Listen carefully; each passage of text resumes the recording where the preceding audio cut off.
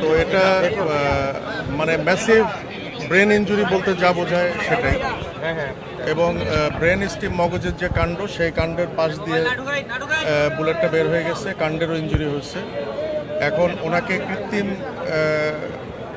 শ্বাস প্রশ্বাসের মাধ্যমে ওনাকে আমরা বাঁচিয়ে রাখছি। তবে আসার কথা যেটা, যে সাইন অফ লাইফ যেটা বলে, জীবনের চিহ্ন, এটা ওনার ভেতরে এখনও আছে, এটা নিঃশেষ হয়ে যায় নাই।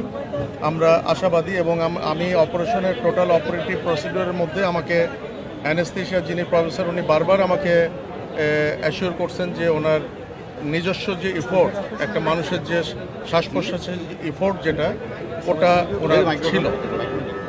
কিন্তু উনি প্রথমেই একবার শকে চলে গেছিলেন, আমাদের পার অপারেটিভ উনি একবার শকে চলে গেছেন। এখন আমরা যখন ওনাকে অ্যাম্বুলেন্সে শিফট করব, এই সময় ওনার নাজোফ্যারেঞ্জিয়াল ব্লিডিং, নাক এবং গলা দিয়ে ব্লিডিং শুরু হয়েছে। তো ওইটা আমরা মোটামুটি ম্যানেজ করছি। ইএনটি সার্জনরা ফাইনালি ওটা ম্যানেজ করার পরে আমরা ব্লাড দিয়ে সেফলি ওনাকে শিফট করব। আমরা আপনাদের কোনো আশার কথা শোনাতে পাচ্ছি না, তবে উনি এখনও বেঁচে আছেন। গুলিটা আসলে কোন দিক দিয়ে লেগে কোন দিক দিয়ে ঢুকে গেছে? এবং বাম দিকে কানের ওপর দিয়ে ঠিক গুলিটা ঢুকছে এবং ডান দিক দিয়ে বের হয়ে গেছে।